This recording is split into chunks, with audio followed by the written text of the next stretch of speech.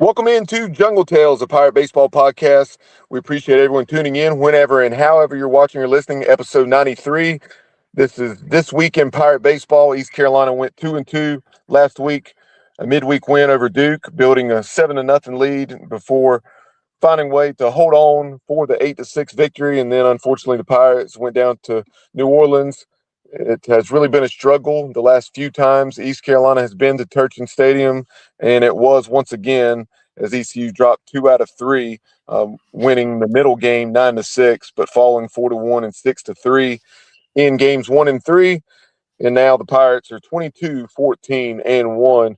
But we'll take a look at it from a variety of angles over the next half hour.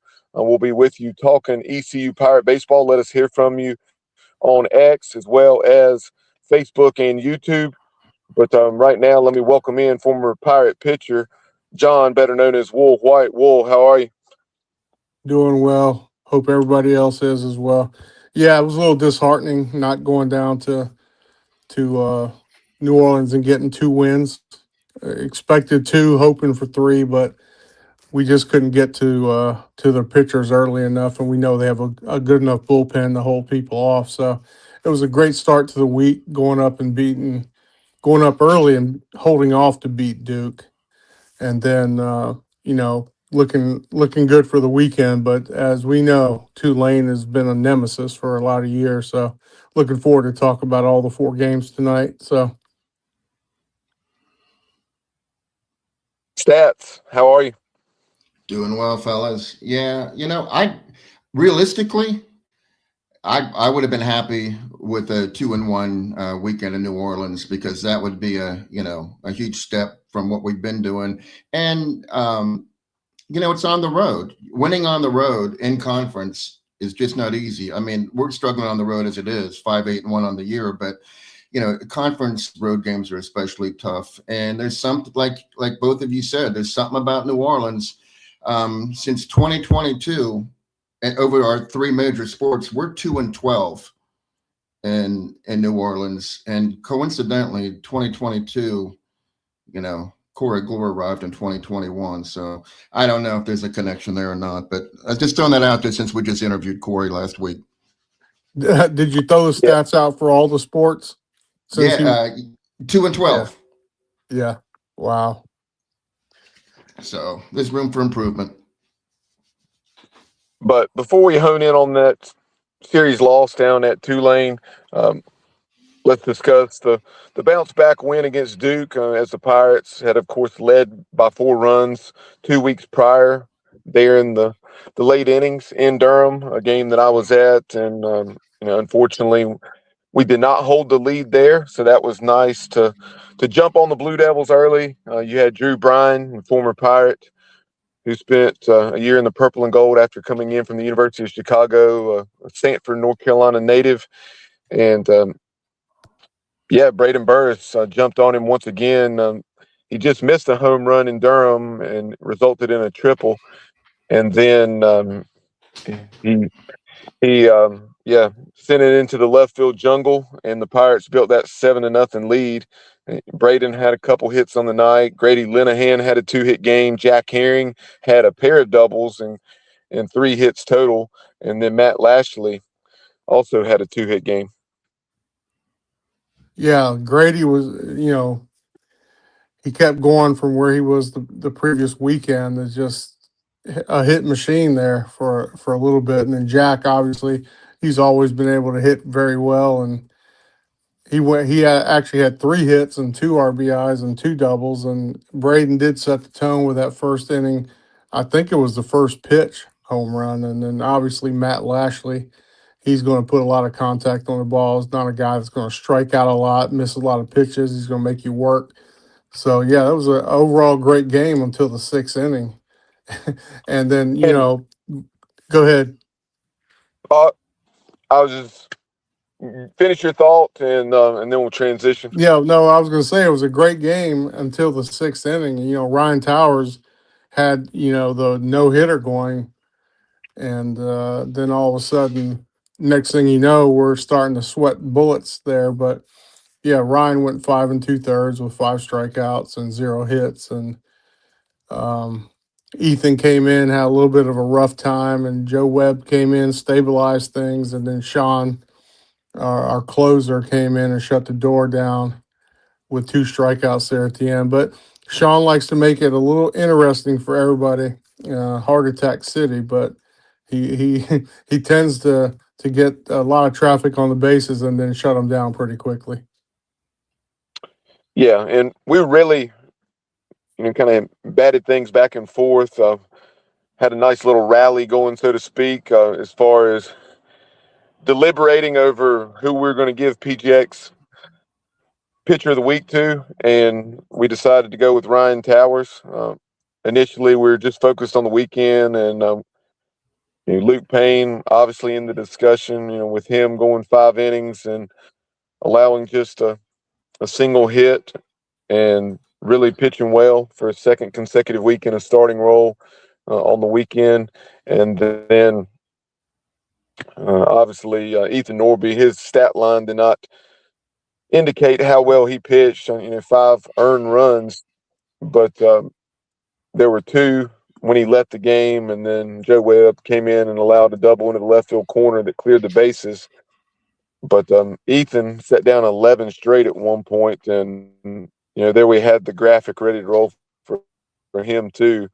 Before we decided to go with Ryan Towers, but 6 2/3, 5 runs, 11 hits, and strikeouts, and 2 walks. And like I mentioned, in the middle innings, after a rough start to the game, he really settled in nicely, kind of like you mentioned, Wool down at Coastal Carolina several weeks back, a little over a month ago now, and pitched well there in the mid to late innings against the Shots. Yeah, yeah. Ethan's But tends in to but in get that better. in that What sorry, I was going we to, had some yeah, lag or what, something. You go ahead. yeah, we do. We have a little bit of lag, but what I was going to say is Ethan tends to get better after a couple innings. I'm not sure what he does in his pens leading up to the game or whatever. But yeah, he once he gets in there and gets settled down, he is very hard to hit, and we've seen that. So, but I think one of the key aspects of this whole thing is Ryan Towers and seeing what he did, and then you got other pitchers coming in and doing some things that you wouldn't have thought early on, like Luke Payne, Jr. I mean, did we expect these two pitchers to be providing what they're doing at this point? And it's a much needed thing after what we lost Saturday and Sunday starters, right? Yeah, I mean, I think that Bub and I went to the Purple and Gold World Series, and on different days, but we both saw that Luke, what he was capable of. So I was waiting for some results on the field, and I did think they would come, and boy, he showed up big time. And his last couple outings, and it's just great to see, and it's needed. Between him and Ethan Rose, and you know, they're just they're being put in positions that they probably weren't thinking they were going to be in at this point in the season, but they are coming through. So I'm glad to see it. Yeah, the roster was not available, and guys were wearing some different numbers or jerseys without numbers, perhaps, and those sorts of things like you'll sometimes see in the fall at UNCG. And I've stated this a couple times when we've discussed Luke Payne, but there were actually a couple scouts around me that were asking me, who is this kid? And of course, I said, Tennessee transfer, et cetera, et cetera. And so that was an indication of the type of stuff he has, and now he's commanding it the way he needed to. Just 3 1/3 innings across 5 appearances, and then the last 2 weeks he's gone 9 innings now, and just what, one hit this week and just 2 or 3 hits last week. He's pitched extremely well these last 2 conference series. Yeah, you have a nice 92 to 93 miles an hour from the left side, and he does look a whole lot. Yeah, he not a whole lot because I haven't seen a whole lot, but he looks like he's in control, and he does look like he's a valid weekend starter. So what he's done has been very nice.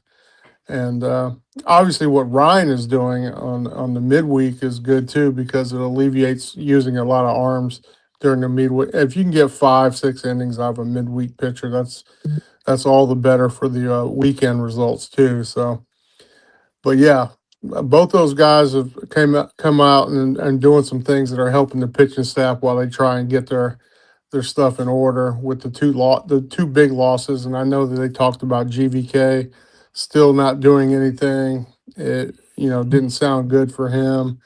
And then we're talking about the big freshman maybe coming back for the tournament. So there's a lot up in the air. So like JR said, you got guys out there that are having to step up and roll. They probably didn't think they had to do this year. Yeah, no doubt. It really has been all hands on deck, and that's something. Prior to the show, I was going through the box scores, just looking at the arms that we had used, and we used 9 down in New Orleans. Of course, I'm very, very excited about having only used 2 on Friday night with Luke Payne and Gavin Marley. Um, it's a shame that the Pirates were only able to muster 1 run against a guy that came in really struggling. He clearly was capable because despite all of his struggles, Sahajic was kept on the weekend and been in those first 2 slots pretty much, I guess, all season, Friday or Saturday. And he delivered. And he pitched the way they knew he could pitch, but certainly didn't make it any less frustrating for us. Some of that inconsistency with the bats that we've had on the road in particular, because JR, do you have that stat handy that you mentioned as far as the lack of production offensively in Well, conference road series versus at home? yeah, well, this particular weekend, I mean, we were 11 for 62. We batted 177 in the 2 losses. And I'll dig that stat up, Bubba. No, I don't have it right here. But yeah, on the road, it's a drastic contrast to what we're doing at home as far as in the batter's box. I did want to say, though, that game 1 couldn't have started any better for us.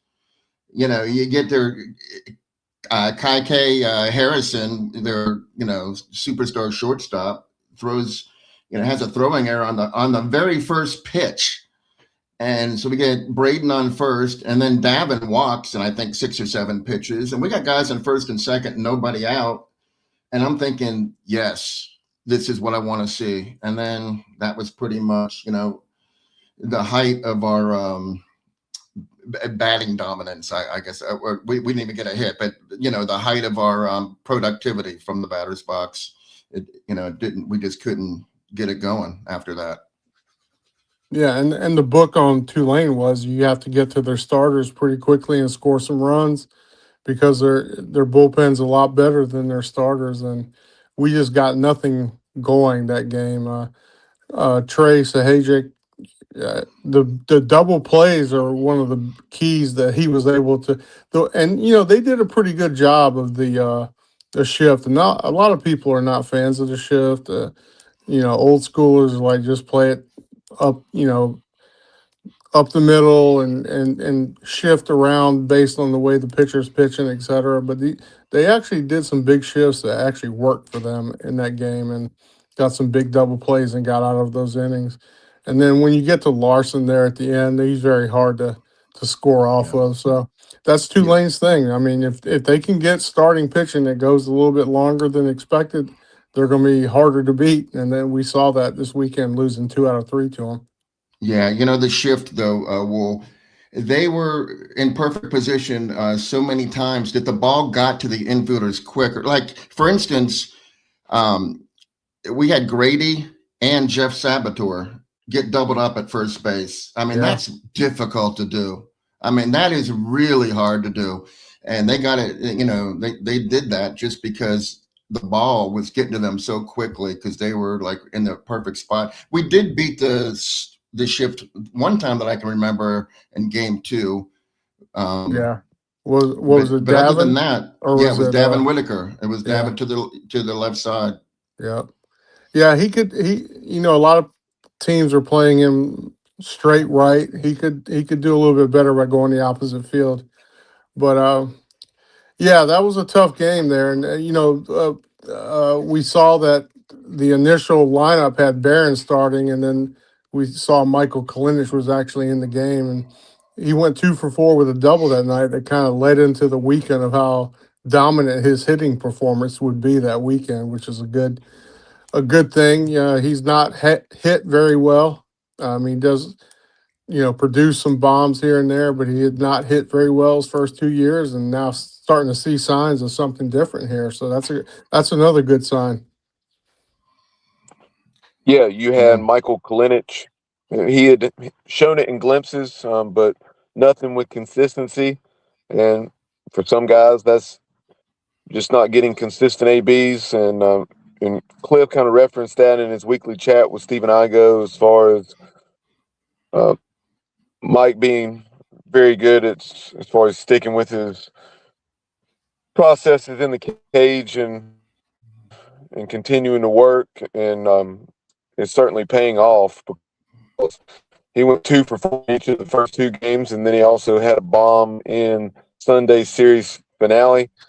So Michael Kalinic, which Yeah. was He has started the 23 first 2 total games of the bases. series Oh, I'm behind. sorry, Bubba. There was some lag there. I apologize. I was just going to No say, problem at all. Kalinic has 23 total bases on 9 hits. That's insane. I mean, he's just, when he hits the ball, it's normally extra bases. I think Yeah, 6 out of his 9 hits are extra bases. yeah, he's got a good slugging percentage for sure, and that one home run he hit, that's one of the longer ones you'll see from a left-hander. But yeah, we saw Ethan Irby hit one in where was it? And William and Mary, that William probably was and Mary, long. yeah. Yeah, That was a 3-1 count, and he was sitting on it. And, some people were like, why are you swinging for the fences when you're up 24-1 or whatever it was at that point? But man, he crushed that ball. I was there. He crushed that ball over the yeah, fence and over the parking lot into the second parking lot. So I don't know how far it was because William and Mary doesn't keep, track of that. But I think that may have been our furthest home run of the season. I know Grady's had a couple of 400 pluses, yeah. but And yeah, and if you look at Michael's swing, it's a nice, quick, compact swing. And if you want to go and look at someone else who hits with that similar style from the left hand side, and I'm not calling Michael Kalinic Barry Bonds, but Barry Bonds had that very quick to the plate swing, and there was no trying to take a huge swing. It's just very quick and to the plate, and gets the ball going when he hits it, it goes a long way. And that's one thing, he does slug very well. I think he probably has 2 or 3 singles on the year, and the rest are doubles or home runs. yeah, 3 singles, 2 doubles, 4 home runs. Yeah, yep. Yep, good slug. So Yeah, maybe Michael. we've solved the DH problem and can stick with it. Obviously, if there's a catcher problem and he has to come in, we'll lose the DH. I'm not sure we're ready to have any other catcher defensively behind the plate other than Michael or sorry, Walker lost my. Barron. Yeah, lost my. I was looking at something. I Yeah, know you Walker do. Barron or Kalinic. Yep. I will ask you So this do you question, see? Dan. No, I was going Can to you ask guys hear Roy a me? question. Yeah, Bubba, we can hear you. No, that's fine. I was just making sure you guys could hear me. Okay. Yeah, you're kind of coming in with a little bit of lag here and there, Bubba. I'm not sure if it's the Yeah. same for JR, I'm but I not hear it. intentionally speaking over you. It's just that I don't hear you until I start speaking, and then I hear you, and then I try to bail out. But I just wanted to ask you all this question. Defensively, is uh, is MK is Michael Kalinic easier to run on? It seems like he is, as far as stolen bases are concerned, because that was an issue with us. You all mentioned the double play, hitting into double plays. That was a big factor, and so was scoring runs off of stolen bases, especially Ty Wood, their leadoff batter. In the first inning of game 1, he stole second base, ended up scoring. And then the first inning of Game 3, he got a single, stole second base, ended up scoring. In the fourth inning of Game 3, K. Harrison hit a single, stole the base, ended up scoring. It's just, and James Agabitas had a stolen base, which is kind of unusual for him. So I was just curious. Do you think that? But he did throw somebody out, did he not? I think he threw out Chun. I think he threw out Tanner Chun, if I'm not mistaken. I don't remember a base stealer getting thrown out. Chun did, because they went to the he did the review thing. Yeah. And then they said, "No, you're out." And it was an excellent tag. It was an excellent tag on the leg that got him. Yeah, I did notice that Tulane moved Ty Wood into the leadoff spot, and he had been playing very well. I think we talked about it before the series even started. You got to watch out for Ty Wood, but he was a table setter. We saw he took a home run away from Jack, and then he came right back and scored. Excuse me. And then obviously, what is it? How do you pronounce his name? Wax or Wax? Jason Wax. Yeah, so Wax looks like one of the best players in the league, a tremendous player. So those two guys look great. So that, I mean, there was a tough little start if you didn't get ahead of those guys and they got on base. They were going to run wild on you. And yeah, Michael is not going to throw out runners. Barron, has a little bit more of an ability to do that, but not sure if he was completely 100% or what. I know they said he was a little bit down, but they did run on us pretty easily. Baba, are you there? He might have stepped away. Guys, Yep, we can hear you. A little bit, distorted, but we can hear you. But JR, going into Saturday and Sunday, you got Norby pitching on Saturday. What did you think? First two innings with Norby, did you say, okay, here we go again? I'm going to be honest, and it's like he just doesn't have it tonight. But as I said earlier, I think I said this yesterday, he's just proven that it's more than just physicality with him. This was mental, and he was able to get it together, and he was almost unhittable after he got himself together. And I don't know how many pitchers are able to do that, really, that get hit hard the first couple of innings and then come back and are like, okay, I got this. And he did that. So I was, I enjoyed watching it, put it that way. Are we talking about Ethan Norby right now? Correct. Yeah. Going back to what we talked on the opening there, Ethan, for some reason, in the first couple innings, he has not settled in, other than maybe one game this year. But when he gets going, you see what he can do. He's very difficult to hit, and shows why he was a preseason All-American pick. But just like to try and figure out why he can't get it going on in the first inning. But yeah, he's still pitching at an elite level when he gets it going. It's just a little bit of the ups and downs that we're not used to that are happening. So I will say this, though. If I'm Cliff and I go out to the mound and I see that look on Ethan's face, I think I might leave him in. I'm not second guessing Cliff, obviously. But that Ethan did not want to come out of that game. He felt like he had more to, contribute. And he probably did. Yeah. And in retrospect, it couldn't have gone, worse if we left him in. So, oh well, we won the game. I mean, going back to that point, no, that's a good point. Going back to that point, when a pitcher says that he has juice left, he really does. I mean, they know when they're not. And even the catcher will tell the coach, he's still got it, And even if Norby was out there saying something and he really didn't have it, the catcher would be like, "Yeah, you might want to take him out." That kind of conversation does occur on the mound. I know people don't realize that, but coaches will ask the catcher, "What do you think?" But anyway, yeah, that look he gave, I sent that to my dad and said, Norby did not want to come out of the game. It's like a Mad Max thing up in Washington, Scherzer. And he said, well, what happened after that? I said, well, I think they scored. Well, how many runs did they score after he was taken out of the game? Three or four. Yeah. Yeah, three or four. Yeah. In the game, they scored 4. That inning, they scored at wasn't least 3 bases. because they cleared the bases.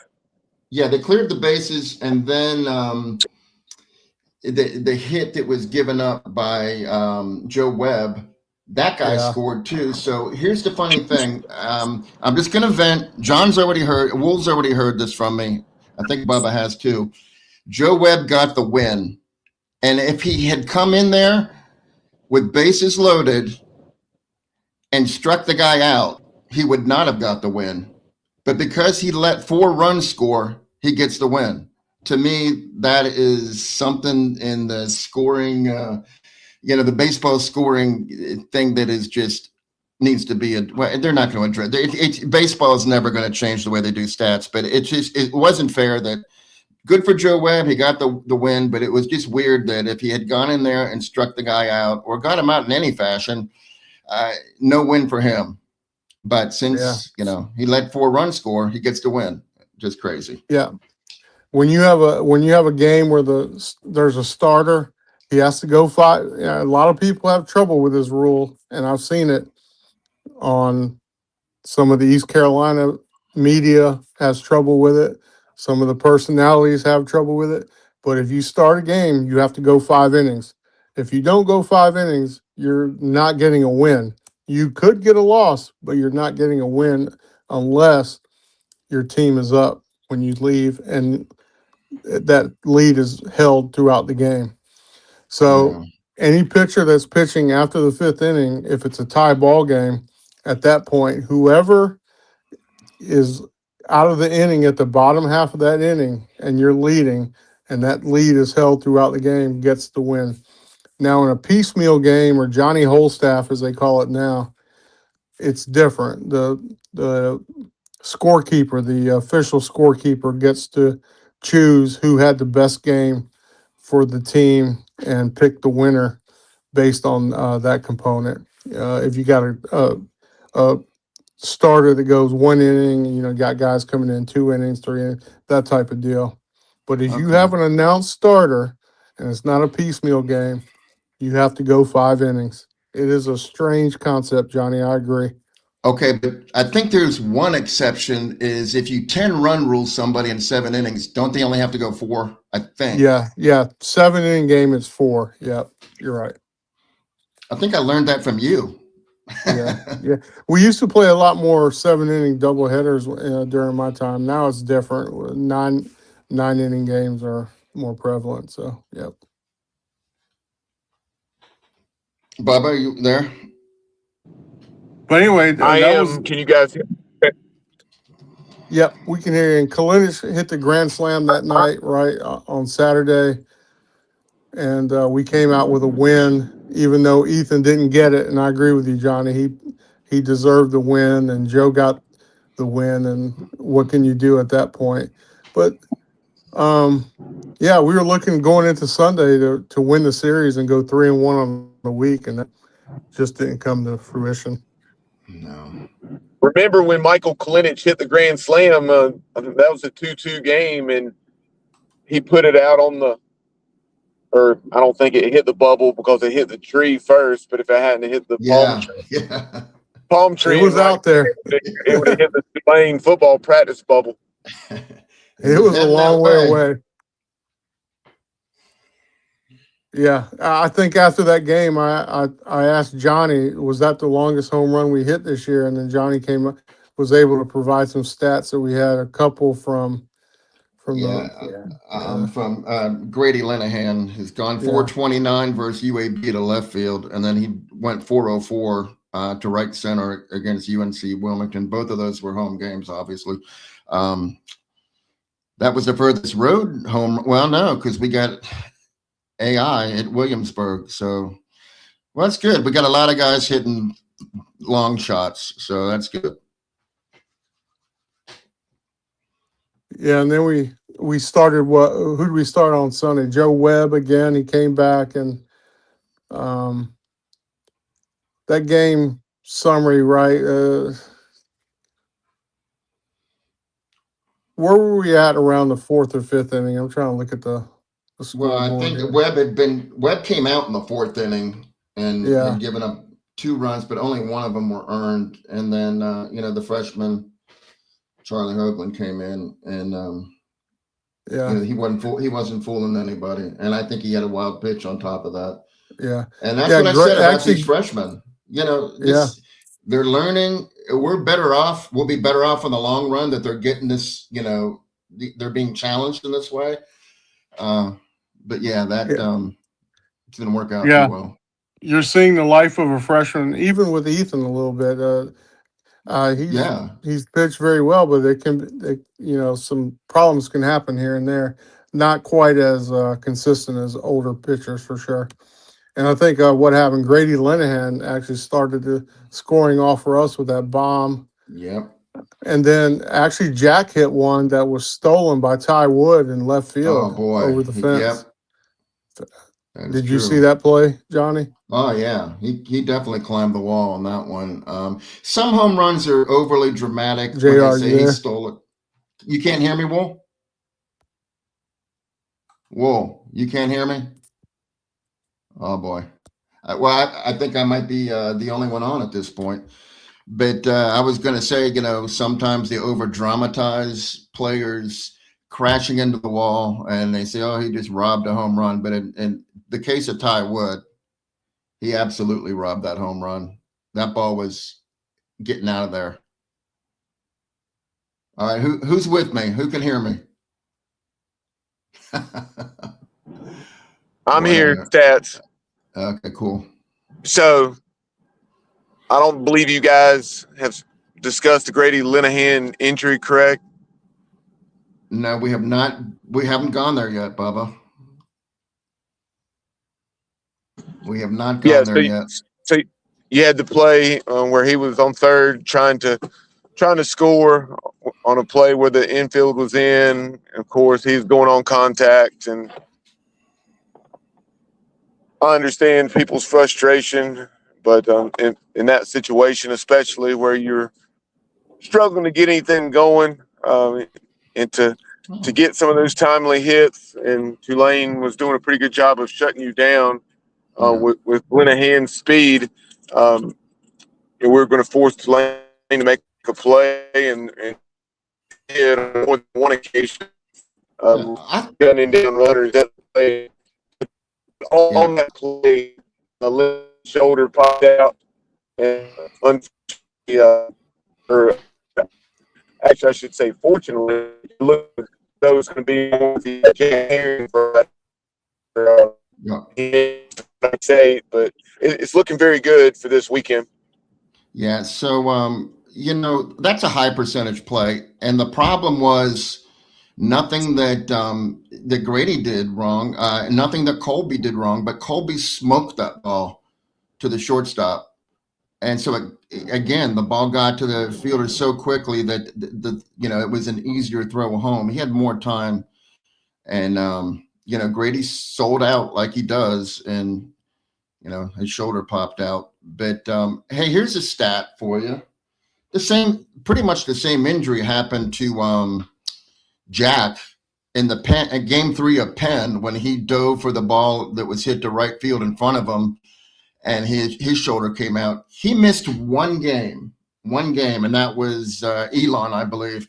But before he injured his shoulder, he was batting .347 in 21 games. And then he sat out Elon, get his shoulder right. And then he came back. In the last 15 games, he's batting .345. So virtually, he's the same Jack. That injury doesn't seem to affect him whatsoever. So hopefully with Grady, the same thing will be the case, because he's leading us in home runs with 7. He's leading us in RBIs with 40. I already said he hit the 2 longest home runs so far. And the 40 RBIs is really good. I mean, Jack has been phenomenal, and he's got 31. So Yeah, I'm very, very much looking forward to seeing Grady Linehan in center field again. Yeah, you look at it, the Pirates, of course, 37 games in, and you hope you have at least 21 games left, but many more than that, 25 plus, and just very impressive. Grady Linehan as a freshman with those 40 runs batted in, like you're saying. And I'm trying to recall who ended up being our team leader last year. Was that Dixon, and how many did he have? Oh boy, I don't It's know. I'm not okay, like you. You memorize stuff like that. I do not. but So I'd have to go back. Yeah. no problem. So, but in the end, it was just a matter. You had 4 runs on 11 hits in games 1 and 3. Pirates, despite getting good enough pitching performances to at least win 2 out of 3, simply did not do enough offensively, and that's what made it so frustrating that you had Luke Payne pitch even better than he did last week against Charlotte, but it went for Yeah. naught. But Yeah. Hey, it's a great sign moving forward, I and agree. I believe Wool is back with us now. Okay. I just got to throw in there. Dixon Williams had 51. Austin Irby had 50. So that's where we were last year. And Grady's already got 40. Yeah, with a minimum of 21 games left, so Yeah. he could very well, 60, 65 is, who knows, maybe even more, but a number like that is very well within reach. No doubt. Yeah, and I've been listening to you guys talk, and I've tried to speak, but obviously you guys couldn't hear me. Can you hear me now? You're perfect, Wool. Yep, we got you. Yeah, yeah, and going back to that last game, Grady opened the game with that home run, and then Jack had that one that was taken back. I heard Jr. talking about it. Ty Wood stole it, and then Ty Wood actually came in, got a single, stole second, advanced to third on a throwing error, scored, so he took that run away. And then Michael Kalinich comes in the second and hits that home run. So you think things are going to be a high scoring game here, and it really didn't come to fruition for us. Our bats went silent there after a while. So anyway, yep. Seeing these guys, Grady chugging home, and he almost made it. I mean, the guy had to put a tag on it, but it was almost missed, to be honest with you. But Grady with his speed, yeah, it's a good chance to go for it in that situation. I have no problem with that type of play with someone with his speed, and it was just unfortunate it didn't happen. And then hopefully he's going to be back this weekend with that. It sounded like his shoulder had to be popped back into place, and like Jr. said, that shouldn't be more than a couple days to get over it. But hopefully it's nothing lingering either. So. Yeah, that one was much different in my opinion. It was a little bit easier for me to deal with because of the situation in the game, as opposed to the one at Duke where Braden Burris got thrown out at the plate in the first inning. And the third baseman was playing very deep in that situation, but that was obviously there were no outs in the inning. It wasn't an infield in scenario in the, I guess, middle innings or so. But yeah, that much different situations. Yeah, yeah, a lot different for sure. But if I was going to give a award to one of the Tulane players for having a top performance, I would have to give it to Ty Wood. Yeah. And I mean, he came out and did everything for their team. So Yeah. And Jason Wax was, Wax obviously is he up would be on there. the podium too. But yeah, it's just like you said, he's the leadoff guy, and he just kept getting things started, stealing bases, getting on base. So yeah, I agree with you on that one, Will. Any So final Bubba, thoughts regarding the Pirates before we take a look around the American? I'll throw this out there. We've played 37 games. We are 22-14-1 with an RPI of 36. Last season, after 37 games, we were 21-16 with an RPI of 92. We're 7-5 in conference now. We were 7-5 in conference last season. What we really need to do is we need to improve on the road. We just got to get better. Luckily, in conference play, we got two of the bottom dwellers on the road.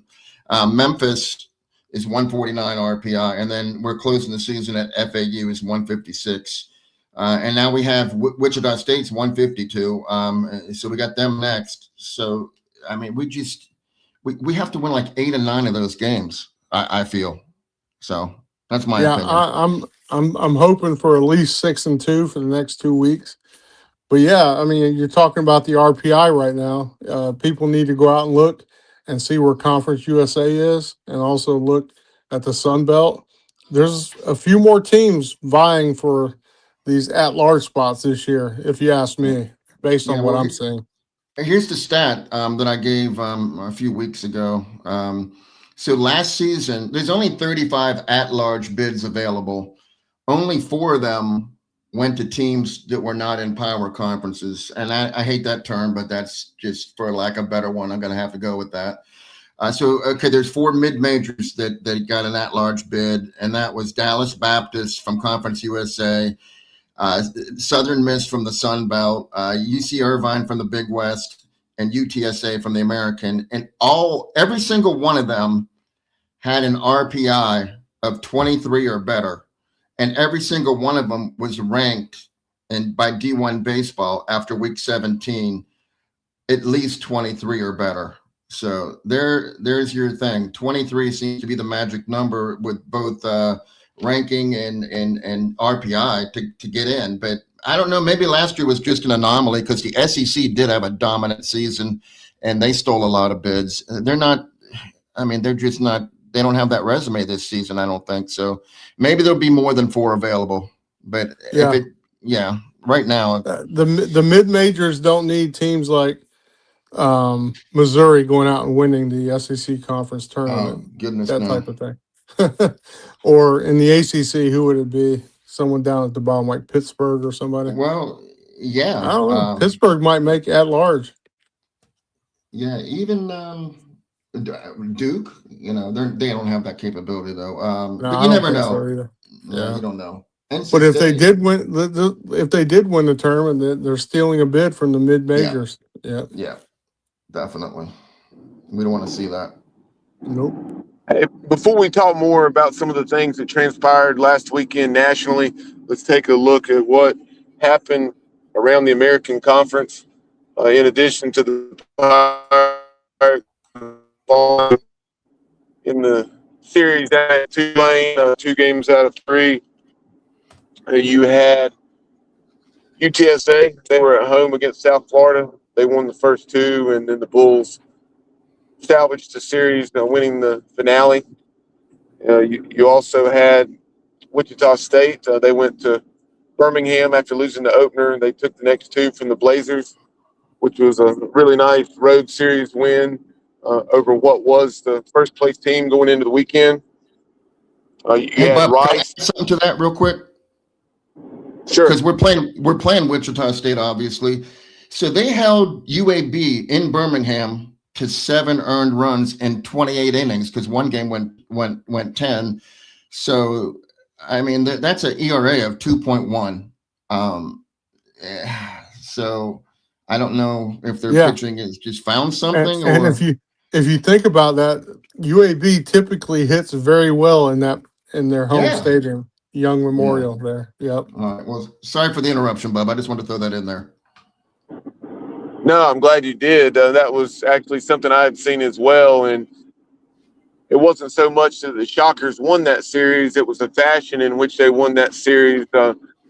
Like you mentioned, with the Blazers having swung the bat so well there at Young Memorial. But then you had the Rice Owls. So we said last season when David Pierce was hired that it would be much different, that we love the hire, and it certainly is proven true. The Owls went 4-0 last week. They blew out Texas A&M Corpus Christi 18-4 in the midweek. Then they came up here to my backyard and took out the Charlotte 49ers, sweeping the 49ers 7-5, 6-2, and 3-2. Yeah, and we discussed it, and we all have said it. You know that David Pierce is going to make your team better, whether we thought it would be this quick or not, or do we still believe Rice has it at this point? Have they sold us on them being pretty good, or are they going to be a middle of the road team in the conference? That's really the question mark, right, JR? Yeah, I agree. Yep. And so that left FAU. They went to Memphis and took 2 out of 3 from the Tigers. So then going back to those standings, atop the league, you have UTSA at 8-4, UAB also there at 8-4. And you have Rice, State, East Carolina at 7-5, South Florida, Tulane 6-6, and then near the bottom, Florida, who in last place right now. Yeah, and I was joking earlier. I remember when we were mentioning somebody had said that, what was it, Florida Atlantic might be the worst team in the league, and I said it might end up being Charlotte the way they're playing. They've lost 7 in a row, which is a wow. They have great hitting, but something's going on with that pitching staff. They're giving up a lot of runs, so that's something to keep an eye on because they were supposed to be in the top 4 of the league, and that's not happening. So looking at it this weekend, the series you have, of course, the Pirates are hosting the Wichita State Shockers. You have South Florida hosting UAB. UTSA is hosting Charlotte. So a struggling Charlotte team is trying to get right against last year's champion and a team that's currently tied for the league and very difficult to beat at home. And what now, And think about JR? Have they won something? Have they won no what 14 straight league series? UTSA? I didn't know that. I don't know if Crazy. JR's still here with us, but Bubba, think about this. Charlotte's on a 7-game losing streak. Their pitching has been horrible. They do have some hitting, and now they have to go up against UTSA bats to try and recover what's going on. That's going to be a tough row to hoe there. It is, and FAU's hosting Tulane, and then Rice is hosting Memphis. So, in addition to that UTSA Charlotte series, any thoughts on this coming weekend's action within the American? Yeah, obviously, I think UTSA is going to take Charlotte easily. Rice is probably going to handle their business. We need to take at least 2 from Wichita State. I know we have a better baseball team than they do. Hopefully we go 4-0 this week, but I'm 3-1 at the worst on the week. Tough game to start with NC State coming up on Tuesday tomorrow. And then we need to handle business on the weekend. It's getting late in the season, and yeah, the RPI is great. We need to maintain that, but yeah. Go ahead. The only series I find compelling, really, other than ours, is UAB at USF, just because is UAB going to rebound and reestablish themselves, or are they have we seen the beginning of their demise, which we've all been calling for, but they've made us look foolish. But let's see what they do down there in South Florida, and let's see, is South Florida ready to start making a move up? Exactly. That series is interesting. Yeah. So is South Florida going to play like the team we think they are, and UAB going to play like the team we think they are and trade positions? Right. That's what we're looking at. Yeah. And really, South Florida is 25-10. They're just 6-6 in our league. Yeah, they're kind of just in there. They're in a holding pattern right now. Yeah. If you try to figure out what do they do well, I just can't put my finger on what USF's strength is, but you know, I don't know. We'll see. I We'll mean, see. they had what they have 2 wins against UCF. A good team. They beat Rice 2 out of 3. They beat Charlotte beat them 2 out of 3, and they beat Memphis 2 out of 3. And then they lost to UTSA 2 out. They really haven't done much. Just kind of like I said, they're in a holding pattern. Yeah, no, I agree. I guess pitching. Uh, they have a 4.85 in conference, which is, I guess, better than Yeah, most. you're right. That's going to be a compelling series to figure out. And UAB, I mean, what is their RPI right now? They're still Uh, pretty good. yeah, they're 50s. They're in the 50s. Yeah, they got that win against Florida. Then they did pretty well against Cincinnati. Um, Yeah,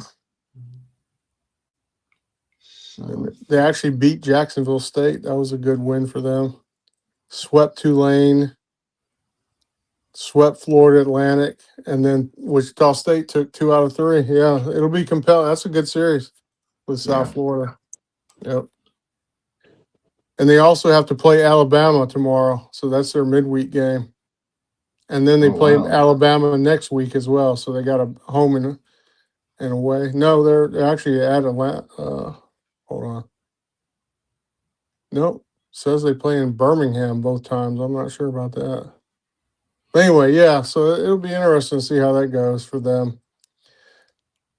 UAB has probably been the biggest surprise of the league, going to the top as early as they did and having a higher RPI than we expected. So we'll see if South Florida can do anything.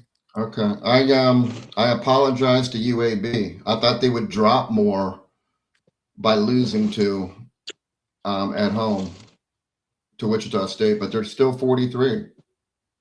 Wow. I Yeah. think the fourth highest RPI we have in the league is now Rice. 55, yeah.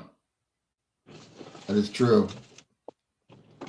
So as you guys were kind of talking through some of that, I threw up the preseason poll. Was we're right here. We've played 12 games out of the 27 within the league, and there you see Charlotte got a preseason first place vote, and now they're in last place. UAB, meanwhile, like you guys mentioned, they're tied for the lead, and they were dead last in the preseason poll. Yeah. Yeah, other than Charlotte and them, the rest looks, you can go with it. Tulane, you never know. They may have turned things around. Who knows? I mean, they're pitching. Yeah. The book on them was you got to get to them early, but we didn't. So who knows? They Well, have played a somebody little gave bit them a better the first last two place seasons. vote. I'm noticing somebody gave Tulane a first place vote. I can assure you, Wool, I do not have a vote. It wasn't me because I was thinking they were going to be a little bit better than they've shown so far, but we're still only a midway point. Let's see, how everybody finishes. Yeah, and with some minor adjustments, some no injury type thing, and we hear coach say it all the time. Don't like to bring injuries into it because every team has it, but really we should be up there at the 1 or 2 spot in this league. I can't. I don't see any other team other than UTSA that really is better across the board on paper than East Carolina. So we need to we need to right the ship, and it starts this week, and go out there and try and get 3 in 1 week, and hopefully we can sweep Wichita. And then next week we have Memphis. Is it Memphis next week after Wichita? No, we got another home series against the Bulls. Okay, so Yeah, South Florida comes to town. So there you go. So I'm Then at hoping for Memphis. 6-2 in the next 2 weeks. Yeah, I don't think we can do much worse than that. No. And then after that, the games we're going to start seeing RPI games that can move the RPI kind of dwindle at that point. Yeah. NC State, shockingly, is only 61, and we're playing them at home. So, that's not I don't think that's a huge win RPI wise, but it's important nonetheless. And we're 2-2-1 against the ACC, so I want to win for that reason as well. We play them again And, next week, correct? Yeah. Yeah. and we never know. Actually, I think it's 2 weeks from now because I thought you guys perhaps referenced this earlier, but 7 of our next 8 are at home. You got NC State, Wichita State, then you go to ODU, and then you have South Florida. And then that following week, at our ninth game from now is at Doak Field against the Wolfpack. 3 out of our last 5 conference series are at home. You have Wichita State, South Florida, as we've already discussed. Then you go to Memphis, and then you have Rice at home, and then you go to FAU to close things out. So you have to. Obviously, nothing's easy, but you really couldn't draw it up much better as far as the 3 toughest teams are at home, or in FAU certainly very capable of taking a series from us. I'm not saying that, but just where things sit currently, if you had to pick where you'd want to play who and where, then I think it sets up probably exactly how we'd want it. I agree, Bubba. And hey, last year playing the last series in Florida and then staying down there for the conference tournament, that worked out. So here we go again, finishing in Boca Raton, and I'm sure they'll stay down there, and hopefully we'll get the same results. Hey, we need to finish in the top 2 to get that double bye. That's kind of important too. We got to keep our eye on that. That we don't want to, even if we don't win the regular season, I definitely want to be in the top 2, and there's no reason why we can't do that. Yeah, that's something that we really have not discussed on the show, the new format of the American Conference Tournament. And that's something that Cliff, as well as other coaches within the league, obviously have been clamoring for to reward the regular season champion. And I agree with them that those teams that do better over the long haul should have the easier path to a championship in Clearwater. And that finally is being done instead of the 2 4-team brackets with the double elimination or regional format with a winner-take-all championship. But kind of shifting over now, a few thoughts nationally before we get out of here. You had, how about Tennessee Volunteers going to Starkville, and you had Mississippi State off to such an excellent start, but they have now lost 6 out of their last 7. Their lone win was a 5-3 midweek win over UAB. Their last 2 conference series, swept at home by Georgia, swept at home by the Vols. Yeah, John. Yeah. I'm starting to wonder if Tennessee is moving in the right direction here and getting their bus back in order, and then we have Mississippi State going in the opposite direction. But yeah, that was shocking to see that they were able to go down to Starkville and take 3, and makes you wonder what's going on down there in Starkville. But anyway, yeah, as far as the overall across the country, UCLA is doing their thing. I think it's pretty obvious they're unanimous number 1. They've lost 2 games this year. I did see where Georgia Tech is now 2, and they're 30-5, legitimate champion team for sure. They got a lot of studs on that team, major leaguers in full force coming up out of Georgia Tech. And I did see where North Carolina, I believe, moved up to number 3. They've had some issues with pitching, but they're hitting, which was something that was, at the beginning of the year, people were wondering, well, the pitching is going to be grand, but is their hitting going to be able to keep up? And that's shown that it is, and those guys have stepped up. So they're 36-1. So they keep winning, and that keeps boosting our RPI as well as we beat them and then also tied them. And then, seeing some of the Coastal Carolina has been the biggest shocker, and they're getting ready to get one of their pitchers back that was going to be out for the year. It looks like they're going to have one that is actually coming back before the end of the year.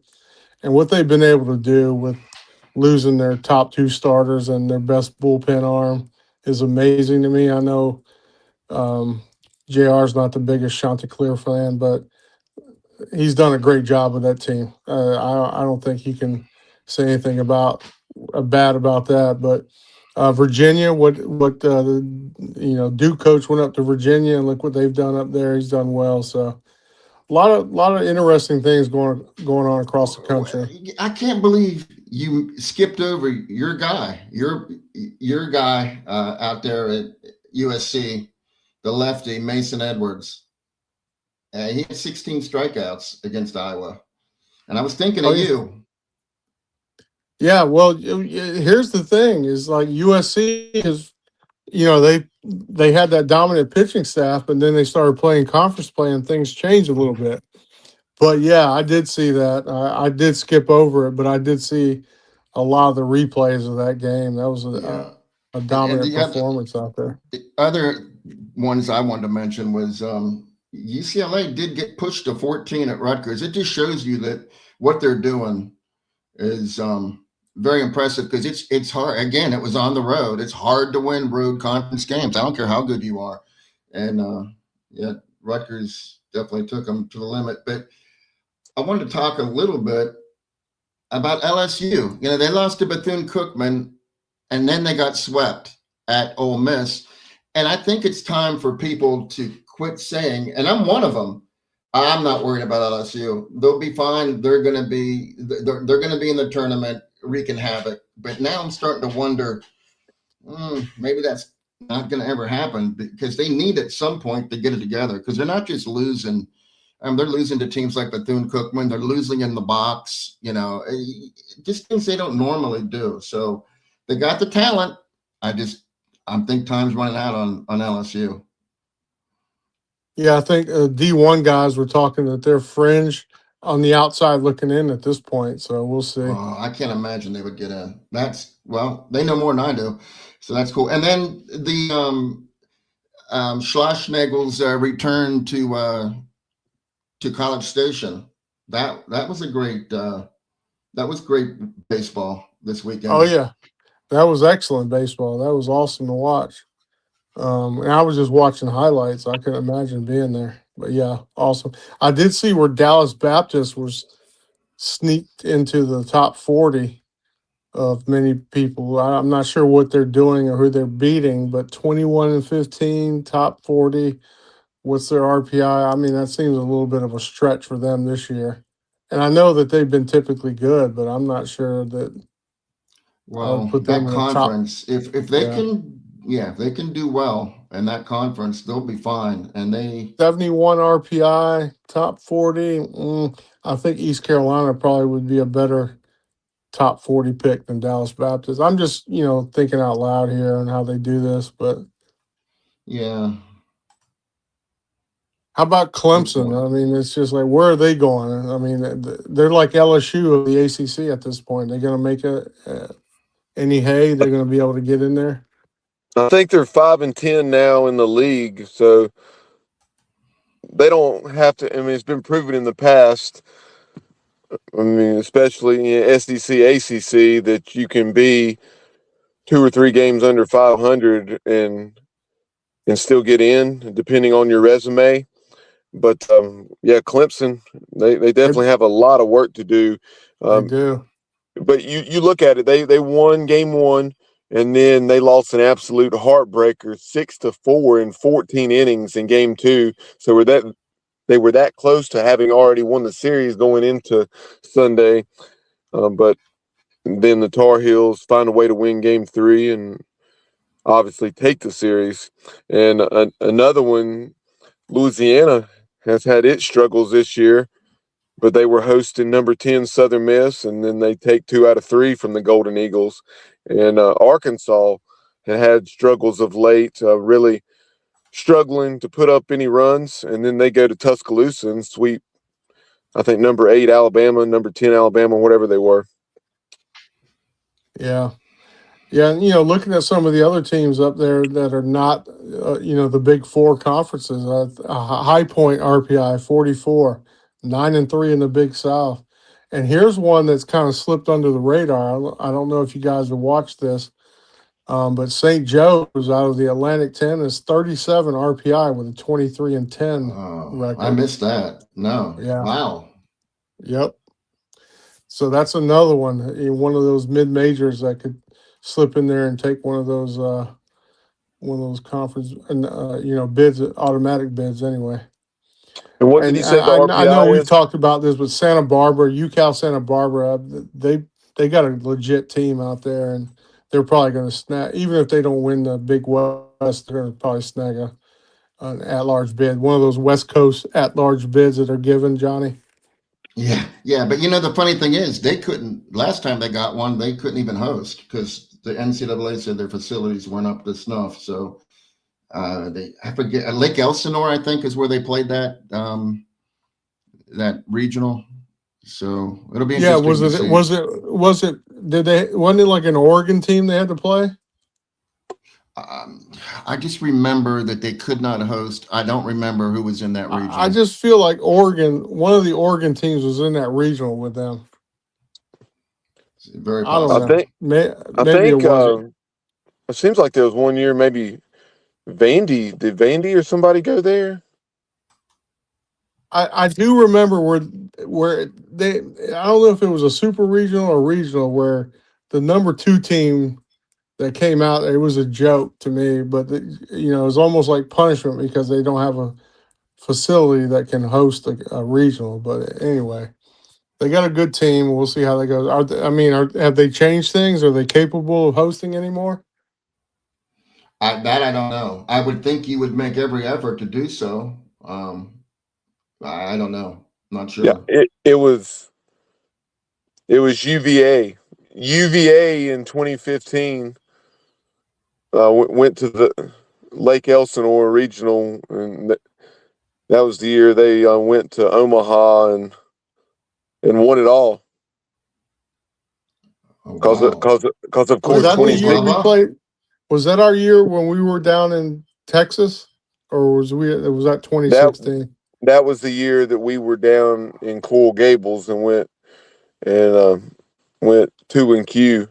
In 2016 was when we eliminated UVA, the defending national champion, and then lost in Game 3 in Lubbock. Yeah, love it. Yeah. Oh, I hate remembering Yeah, that game too. yeah. Hey Bubba, you were right on target with that because I misread something. So I was looking at UCSB and it said Lake from last season. It said Lake Elsinore Regional, and I was like, "Where's that?" And I clicked on it. But yeah, that was the last time they were in a regional, and that was in 2015. So good call on your part. So And you got Missouri State as the highest RPI in 16, Conference 16, USA. Wow, that's impressive. and isn't this your first year in Conference USA?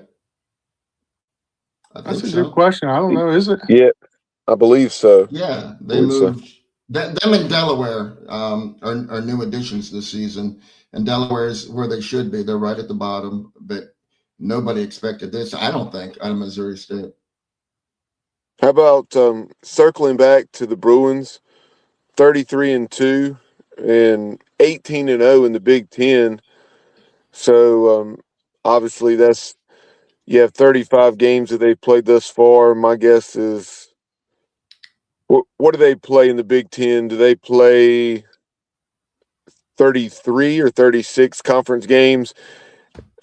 I was going to say, what do you set the over under at 1.5 or 2.5 as far as the number of losses?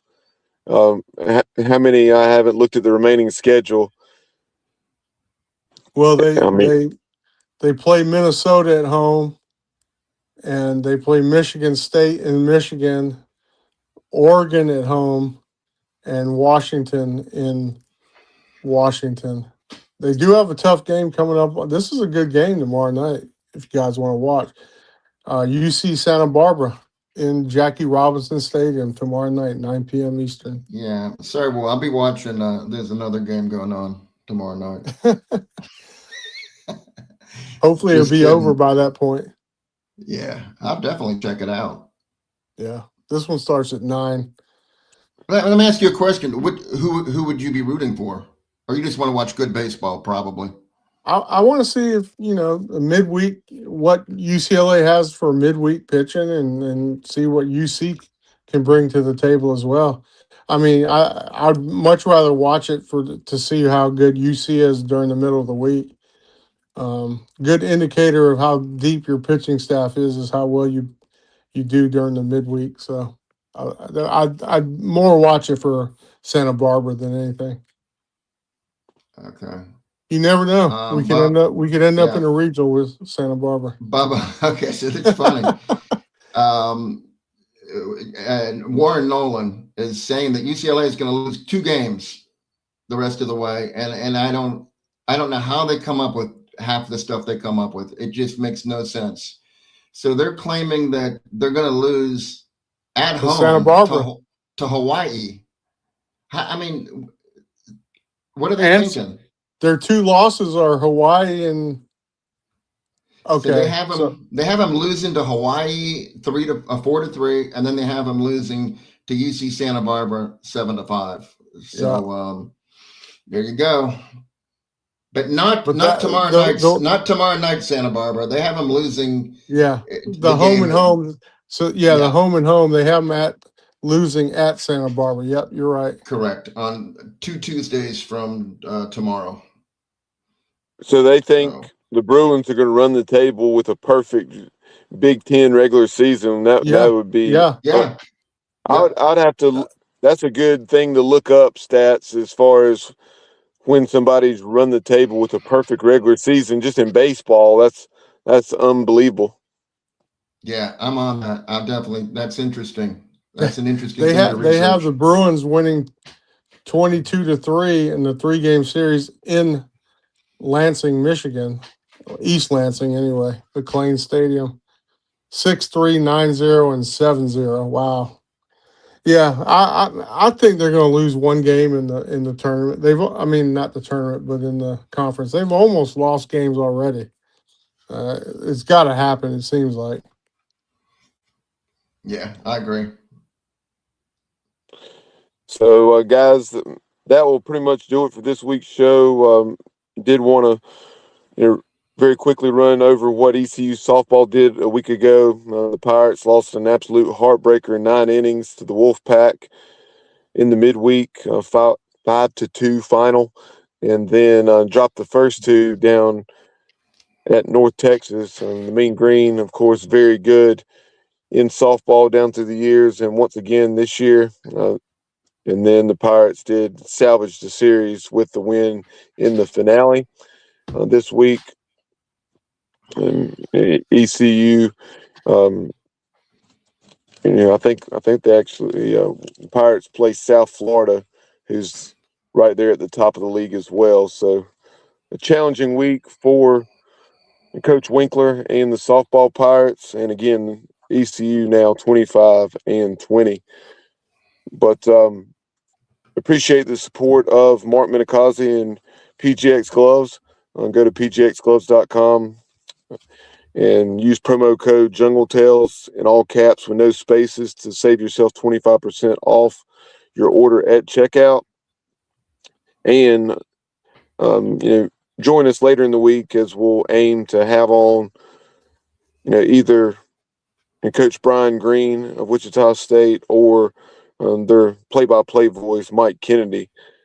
It was funny one time. I had Mike Kennedy from Elon and Mike Kennedy from Wichita State, the longtime play-by-play voice of the Shockers, both of their numbers saved. And I was texting Wichita State Mike Kennedy, or so I thought, in a hurry, and it was actually the one from Elon, or vice versa. It was pretty funny, but that will do it for this week's show. Be sure to join us on This Week in Pirate Baseball on Sundays. We'll recap the Pirates midweek game, hopefully a win against the Wolfpack, and the series with the Wichita State Shockers, the much improved Shockers, who have made some nice strides in 2026 under Brian Green, who had done such a excellent job at his previous stops. I guess New Mexico State and Wazoo. Yep. So there you have it, Pirate fans. Appreciate you tuning in. Be sure to like and follow us, comment, subscribe, and share on social media at Jungle Tales Pod on X and Instagram. And we'll talk to you soon here on the show. For former East Carolina pitcher John White, Johnny Stats Robertson, I'm Bubba Rosenbaum. We'll talk to you later in the week. And as always, go Pirates.